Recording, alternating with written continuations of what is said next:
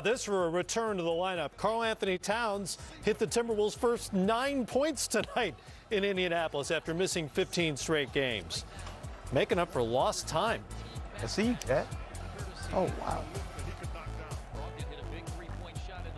Cat, 3 of 5, still has 9. His team is down by 5. That game in the second quarter, early on there. Second half of the home and home between the Pacers and the Timberwolves. And let's get you out there for a little taste. Wanted to shoot it, but fumbled it. And now goes up and under and had it partially blocked by Culver.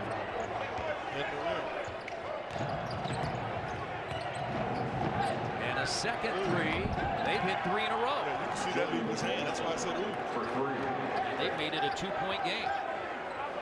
They've scored 9 straight on threes. After the Pacers led by 11. Good spot. Oh, yeah. He got back James. 6'11" with long arms, and on that baseline, which could be used as a defender, was able to clear space. McDermott had 14 the other night, 10 in the second half as Culver. That's what he wants to do, Quinn. Get into the paint. He's got it. Yeah, he wants to get to the rim. He's not a great shooter from outside, but he's a good. McDermott misses, and now Minnesota a chance to take the lead with another 3. Bates Diop is in. Yeah, too many steps. Second year at Ohio State, the former Buckeye, Kata Bates Diop. Activity is what you got to have. If you don't get it one way, turn, make the defense react. Jang is too late, McDermott on the bucket, but the hard work to get free.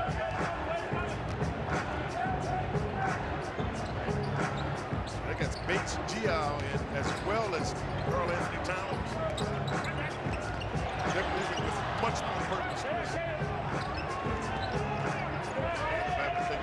2 seconds to shoot. A runner, and Holiday beat the shot clock. Yeah, see, he was going to end up having to take the shot.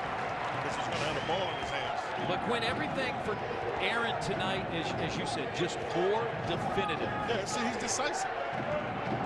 He's decisive. What you can't worry about, players, you can't worry about making a mistake. Reach. He scored the first 9. Yeah, what he also did was he almost got Sabonis' 3rd foul just then. Now Sabonis is fouled.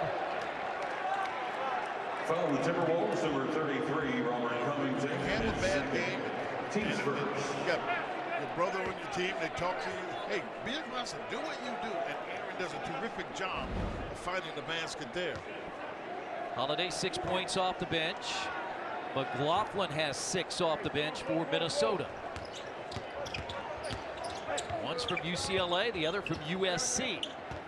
And McConnell in the lane. I mean, he's so good at that mid-range shot, Quinn. He knows what his strength is.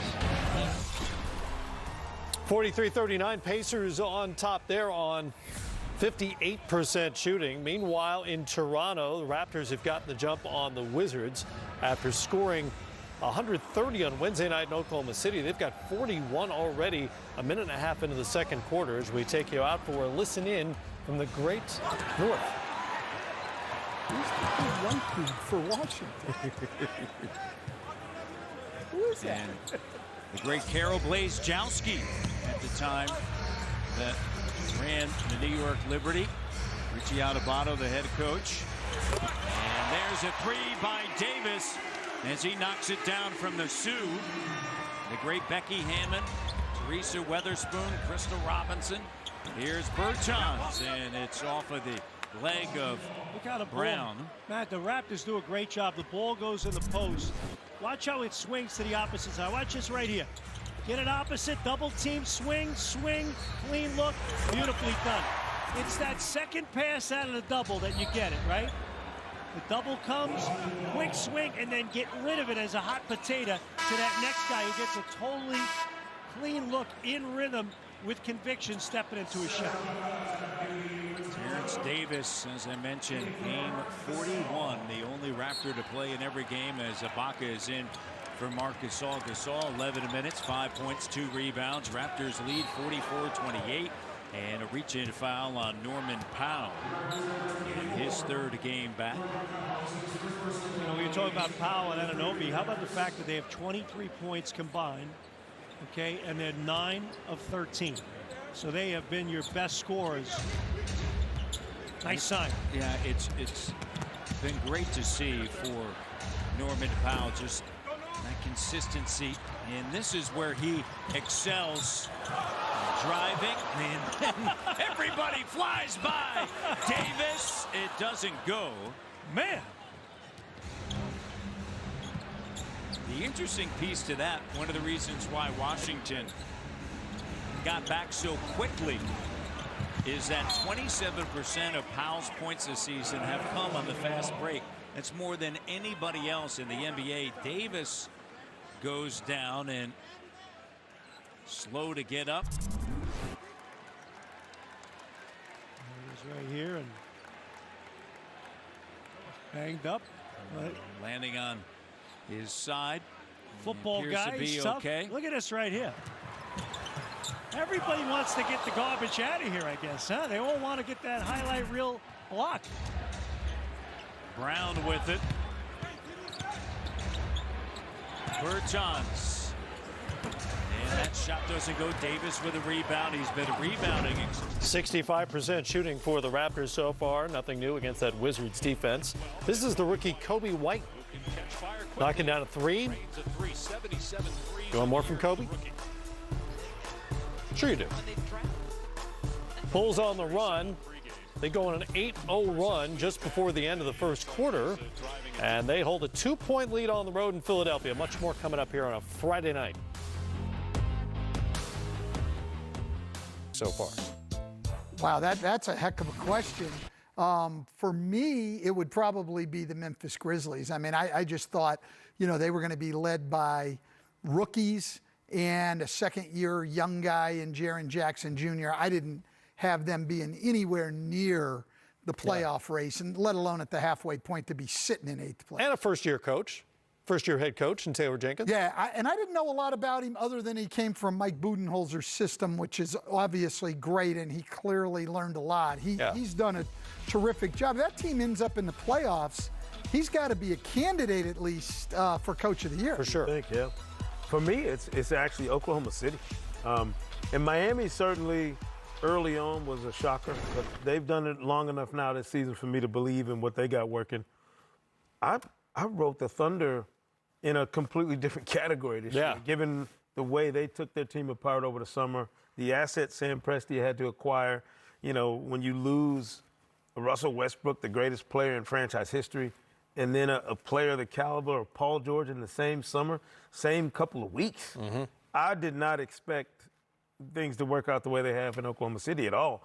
Give credit to Billy Donovan and Chris Paul and everybody in Oklahoma City for ignoring whatever the external expectation might have been and playing their tails off to be a factor in the Western Conference playoff chase. This is why you enjoy this league, is because for whatever we think we know about some of these teams, they always write their own history, you know, through the course of a different season. And this gives you a glimpse to me at just how potent leadership can be when it's done the way Chris Paul's doing it. I mean, what a fantastic way. I mean, and he's on your MVP list down there in the honorable mention, and deservedly so. Look, I think that we all thought their players were pretty good. We questioned what their health would be like, and it's been good. And then we really questioned, the main question on them is we didn't think they were going to keep this team together. And they still may choose not to. If they do, this is clearly a playoff team. When they put Schroeder in for Terrence Ferguson and play that 5-man unit, I read the other day, it's the best 5-man unit in the NBA. You know, 3 point guards together, all of them can make plays, and then maybe one of the most underrated players in the league in Danilo Gallinari. Well, every time that guy's healthy, he's going to play efficiently and put up numbers. And then Steven Adams takes care of things around the basket, and Nerlens Noel has backed him up pretty darn well. I'm less surprised that they are where they are. If you could have told me before the season began that they would still be a team. Yeah. I guess I'm Yes. more surprised that they're still a team at this point. And as you said, in a month, they may not be a team. We don't know. I mean, Teams like Portland and San Antonio are hoping they won't be. Yeah, right. The team's trying to get in because, look, they might give up a playoff spot, but if they stay together, only some major injury stuff's going to keep them out of the playoffs. How about the Miami Heat, who play Oklahoma City tonight? Obviously, a splashy signing in Jimmy Butler. But to go from where they were, and it was a disappointing final season for Dwayne Wade that they didn't make the postseason, to go from where they were to number 2 in the East right now, that is a surprise. huge surprise. But they also subtracted another piece to the puzzle there that may have been holding them back in Hassan Whiteside. They had to figure out what his future was going to be. Turns out he doesn't have one with the Heat, but what you get in return is a fresh start for Jimmy Butler to walk in and clearly announce himself as the leader of this group. To me, perfect timing for Jimmy Butler and really a great time for the Miami Heat to kind of turn the page from one era to the next one. The young guys have been great. Eric Spoelstra's consistent message about how they do business, to me, resonates in that locker room, whether you've been around in this league for a while or not. And they're cleaning up some stuff as they get to this point. The best part of what Miami's doing is they weren't expected to be here, but I don't think there's any doubt that now that they are, they're going to be around for a while in the East with the core group that they have assembled. Yeah, and what's amazing with that core group is these weren't guys, by and large, that they could go out and draft real high. I mean, you look at Kendrick Nunn, undrafted. Duncan Robinson, undrafted. That's 2 starters right there. Bam Adebayo, not a top 10 pick. Right. And should be an all-star this year, and I think that's why Whiteside went out the door. And then Jimmy Butler's leadership's been tremendous. And then another guy who nobody talks about who's having a great year there is Goran Dragic, and really provides them with the stability. One warning on the Heat, though. They've won a lot of close games. Buyer beware. A bunch of overtime games. Yep. Those things tend to even out as the year goes on. And over the last 15 games, their defense has really started to slip. They're in the bottom 10 in the league. I think Eric Spoelstra will try to get that corrected soon. He knows bottom 10 defenses in the long run are not going to finish real well. You know, how about the Raptors? What kind of a job, or what has impressed you most about what Nick Nurse has been able to do with this team the year post-Kawhi, post-championship?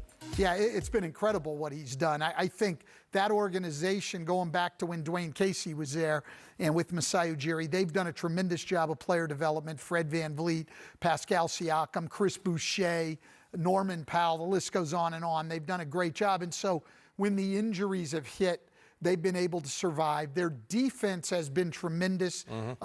They have a good base, and that has allowed Nick Nurse to tinker. And we've seen no one who does as many different things as Nick Nurse has. He'll play you straight zone, diamond in 1, triangle in 2.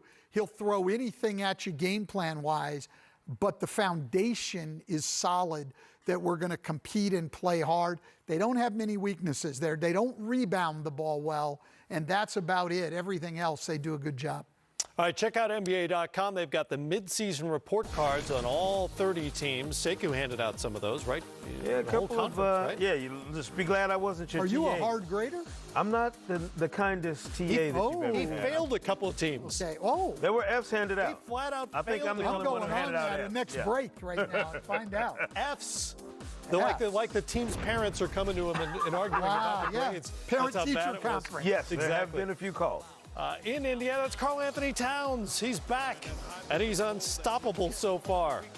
59-54. Towns has 13. Meanwhile, in Philadelphia, on the run is when Ben Simmons is at his absolute best. Look at that length. Out of the way. Right over Lauri Markkanen. Simmons has 10 to go with 6 boards. And in Toronto, well, it's the Wizards defense in town, so they're shooting nearly 65% from the field. If you're an offensive player and you got the Wizards in front of you, man, it is your night.